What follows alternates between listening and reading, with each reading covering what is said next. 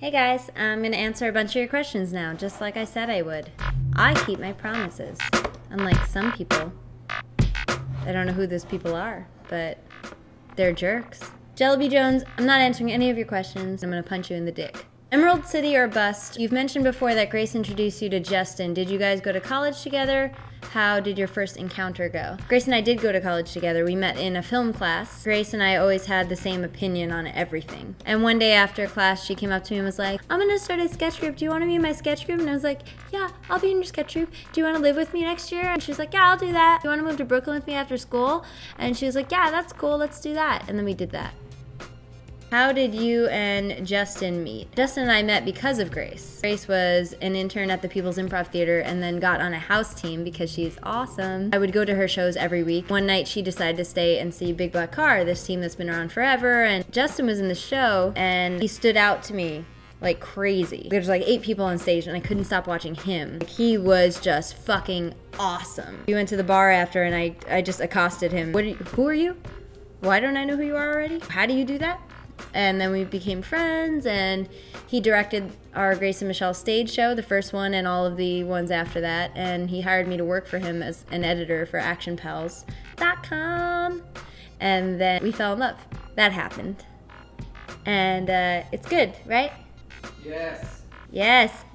I'm just really fucking lucky that I get to live with him. What was the greatest highlight of your year last year? Sammy and the Light asked. This is tough.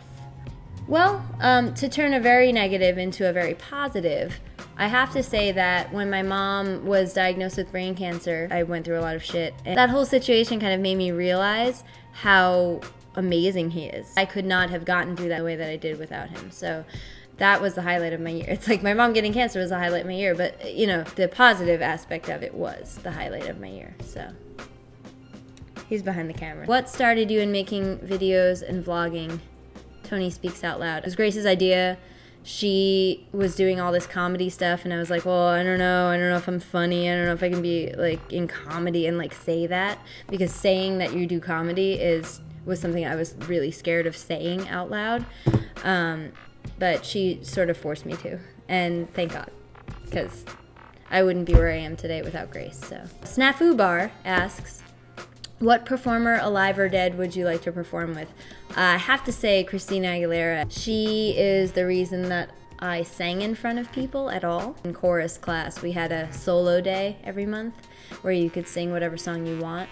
And I just remember listening to Genie in a Bottle, and something about it lit me up inside. I was just like, this song is great. Like, I don't know what it was, but I wanted to be able to sing it the way she sings it. I probably sang honestly a lot in this video, but I'm being very honest. I took that song, would play it over, and I would sing into a pillow because I was scared of hearing my own voice. I'm a genie in a bottle. That like loud singing, I was not used to that, and it felt so great. I've been to one Christina Aguilera concert. I had laryngitis at this particular concert and it killed me. It's like my dream to be on stage with Christina Aguilera singing with her. So that answers your question. Whose farts smell worse, Doug or Poncho? Daily Oliver asks. Daily Oliver, you are a Boston Terrier and you fart a lot, and I know that because I grew up with 3 Boston Terriers in New Jersey. My dogs don't fart, ever. Thanks, Oliver. You're adorable. Has anyone ever recognized you on the street from watching your videos? If so, what's your reaction to them reacting to you? Parker.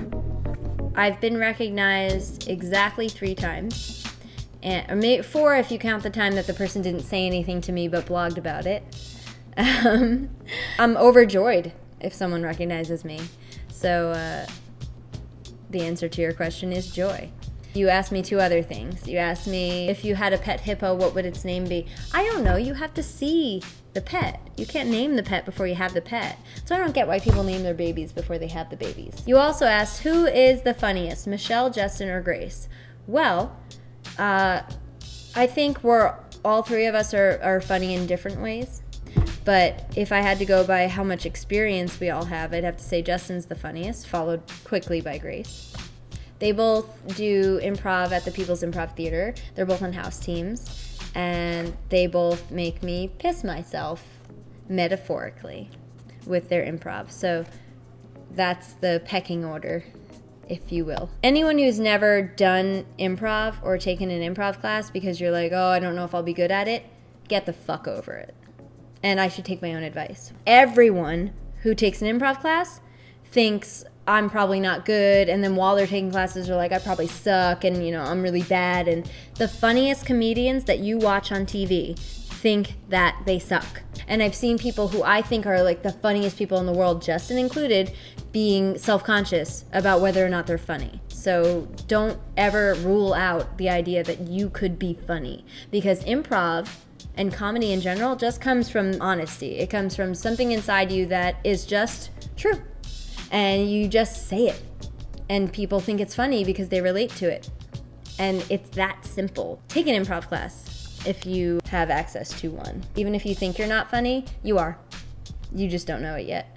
So that's my answer to your question. Fucking Framed asks, if you could share one important life lesson you've learned, what would it be? And don't say fart with headphones on. I'd have to say, live for yourself. Don't live for other people.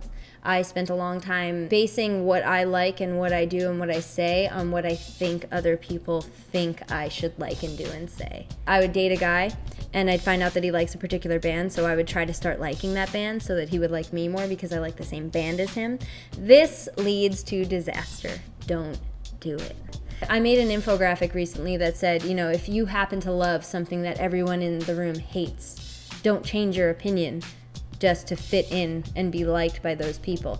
I can't stress that enough. That's from something that I did wrong for so many years. The reason that I write things like that is because I, you know, fucked up a lot when I was growing up, and I alienated people without realizing that I was doing it, and you know, I didn't have a lot of friends, and it's so important to just be you, and you don't have to be aggressive about it. Like one time someone asked me, you know, what do you do?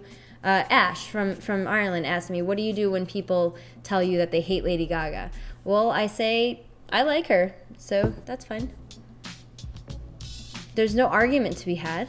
I like something, you don't, that's fine, you know? Like, I'm not going to engage someone in an argument because it's stupid. Why have an argument about it? It's opinions. You have to just be you. And you can't change who you are. If you were stranded on an island, what are 5 things you must have to peacefully live out the rest of your days?